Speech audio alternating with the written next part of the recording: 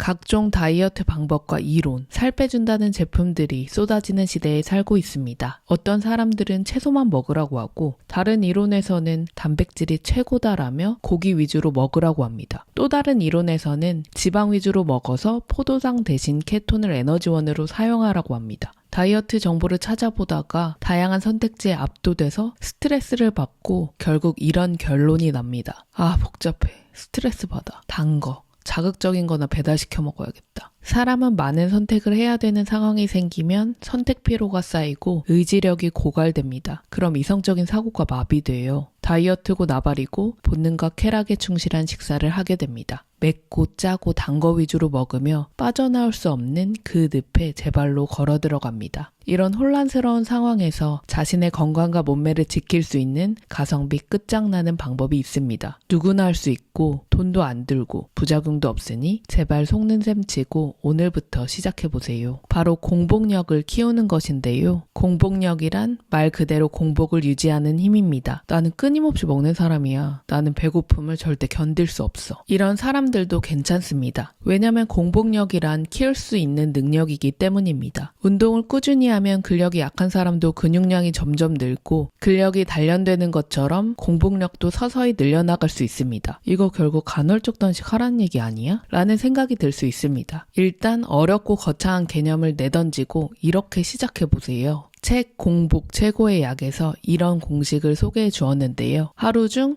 수면 시간 플러스 땡땡 시간. 수면을 기준으로 취침 전과 기상 후에 얼마간의 공복 시간을 가져보는 겁니다. 예를 들어 8시간 잠을 자는 사람이라면 잠자기 전 2시간에서 4시간, 일어난 후 2시간에서 4시간 정도 음식을 먹지 않는 시간을 확보해 보세요. 이렇게 하면 음식을 먹지 않는 시간을 최소 12시간에서 최대 16시간까지 달성할 수 있습니다. 즉, 자기 전에 좀 소화시키고 자고 일어나자마자 음식을 바로 때려 넣지 말고 몸이 깨어날 시간을 주라는 의미입니다. 공복력을 키우는 것이 왜 중요할까요? 바로 자신을 지키기 위함인데요. 공복력을 키우는 것은 자기 몸을 책임지는 행위입니다. 과거에 저는 하루 종일 먹고 폭식이 일상이던 시절이 있었습니다. 소화불량에 허덕이고 만성피로에 절어 살다가 문득 이런 생각이 들더라고요. 아, 내 몸 너무 불쌍하다. 주인 잘못 만나서 진짜 개고생한다. 끊임없이 들어오는 많은 양의 음식을 소화하고 처리하느라고 얼마나 힘들까? 폭식은 일종의 자기학대가 아닐까? 그때 이후로 내 자신에게 책임의식을 갖기로 했습니다. 나는 내 몸의 주인이고 사장이다. 내 신체 장기들은 나의 직원이다. 이 직원들을 책임져야 한다. 이런 식으로 나와 몸을 분리해서 생각하기 시작했습니다. 원래 처리할 수 있는 양을 초과한 음식물들이 계속해서 쏟아져 들어오면 내장은 쉼없이 일을 해야 하고 마침내 피폐해질 수밖에 없다. 그러면 결국 내장의 기능이 떨어져 영양소를 제대로 흡수하지 못할 뿐더러 노폐물을 깨끗이 배출하지 못해 면역력이 저하되는 등 다양한 문제가 생기게 된다. 그리고 필요 이상으로 음식이 많이 들어오면 에너지로 흡수하지 못하고 남은 것은 중성지방의 형태로 지방세포에 쌓인다. 우리는 흔히 먹는 행위를 음식을 입에 넣는 것, 음식이 목을 통과하고 나면 끝이라고 생각하기 쉽다. 하지만 음식을 먹은 뒤 몸속에서는 각 장기가 열심히 일을 한다는 사실을 잊어서는 안 된다. 몸의 관점에서 보면 오히려 음식물이 목을 통과하고 난 다음부터가 본격적인 식사라 할 수 있다. 그리고 인간에게 휴식이 필요한 것처럼 내장기관에도 충분한 휴식이 필요하다. 내가 다니는 회사의 사장이 일거리를 쉴 틈 없이 주고 야근에 주말 근무까지 시킨다고 생각해보세요. 게다가 합당한 보상도 없습니다. 와, 이거 공포영화 수준으로 끔찍한 일 아닌가요? 점점 피로가 쌓이고 몸이 망가지겠죠. 이와 마찬가지로 자주 먹고 과식하면 내장기관도 피로가 쌓이고 빨리 늙어서 기능이 떨어집니다. 우리가 퇴근할 때 최고로 행복하고 주말이나 빨간 날이면 막 엔돌핀이 샘솟잖아요. 내장기관, 즉 우리 몸 기준에서는 공복이 바로 회복, 재생, 휴식 그 자체입니다. 공복 시간을 점차 늘려보세요. 엄청난 이점을 얻을 수 있습니다. 내장의 피로가 해소하여 기능이 활성화되고 면역력도 향상된다. 혈당치가 내려가고 인슐린의 적절한 분비가 촉진되어 혈관장애가 개선된다. 지방이 분해되어 비만을 유발하는 다양한 문제가 개선된다. 세포가 다시 만들어져 신체적 이상과 노화의 진행이 개선된다. 이처럼 다양한 몸의 리셋 효과를 기대할 수 있다. 체지방 효과에 좋다는 제품이나 약, 건강에 좋다는 영양제도 공복만큼 효과적이고 안전한 것은 없습니다. 공복력 쉽게 키우는 방법. 첫째, 점진적으로 공복 시간 늘리기. 숨쉬기 운동만 하던 사람이 갑자기 2시간씩 고강도 운동을 한다고 난리치면 무릎이나 허리가 나가거나 탈이 날 수 있습니다. 금세 나가 떨어지겠죠. 공복력 키우는 것도 마찬가지입니다. 자신의 수면 시간 플러스 하루 안 먹는 시간을 파악하여 거기에 1시간씩 늘려가 보세요. 예를 들어 자기 직전까지 먹는 사람이라면 딱 1시간만이라도 소화하고 자는 걸 처음 목표로 잡아도 좋습니다. 일어나자마자 먹는 사람이라면 일어나서는 물만 마시고 1시간이 지난 후 음식을 먹기 시작해보는 겁니다. 공복 시간을 늘리는 것을 매일매일 하기 어렵다면 일주일에 한 번이라도 시도해보셔도 좋습니다. 일주일에 한 번씩 정기적으로 평소보다 더 긴 공복 시간을 가져보고 이걸 주마다 반복해보세요. 이게 익숙해지면 공복이 긴 날들을 늘려가 보세요.